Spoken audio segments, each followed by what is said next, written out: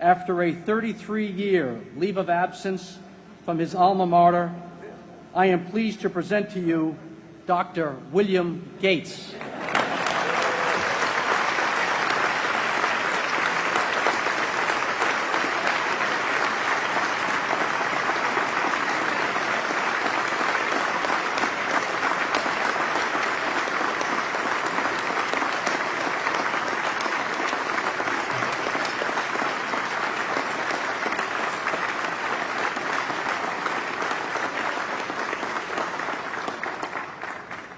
Thank you.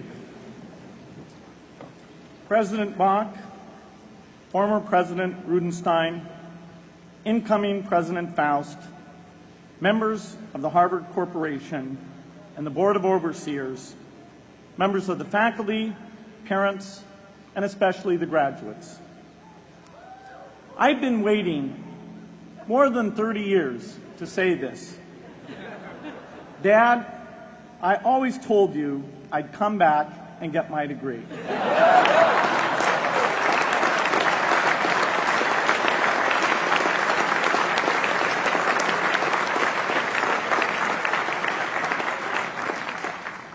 I want to thank Harvard for this honor.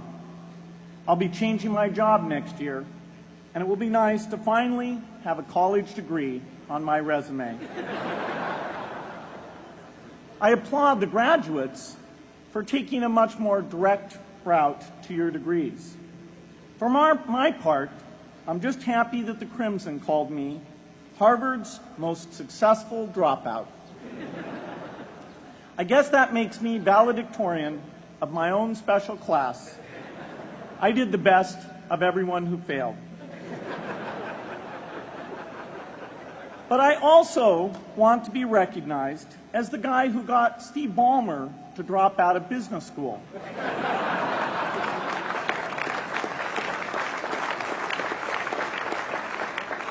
I'm a bad influence. That's why I was invited to speak at your graduation. If I'd spoken at your orientation, fewer of you might be here today.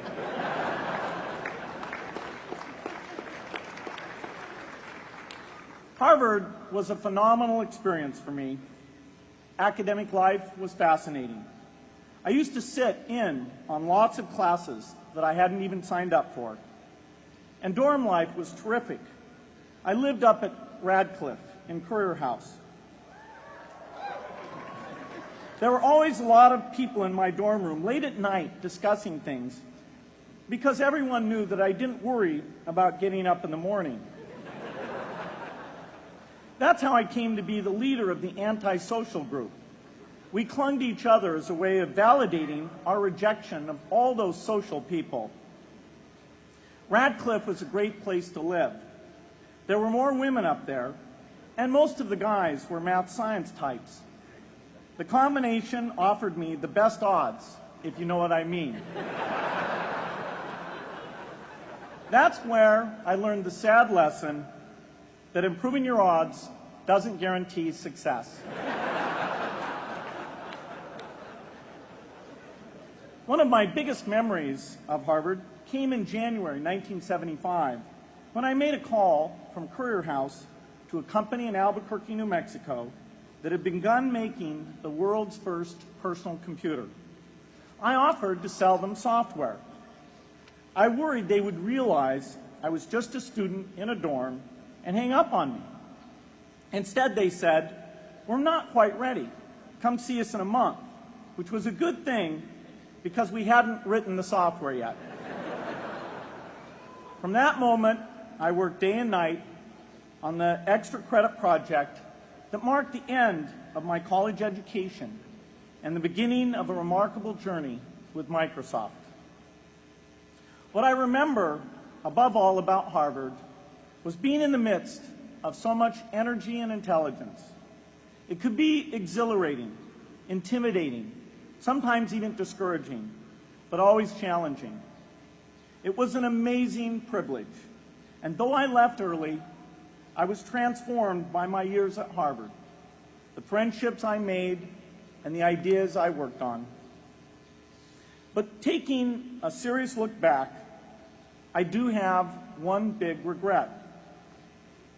I left Harvard with no real awareness of the awful inequities in the world, the appalling disparities of health and wealth and opportunity that condemn millions of people to lives of despair.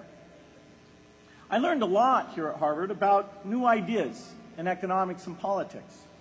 I got great exposure to the advances being made in the sciences. But humanity's greatest advances are not in its discoveries, but in how those discoveries are applied to reduce inequity.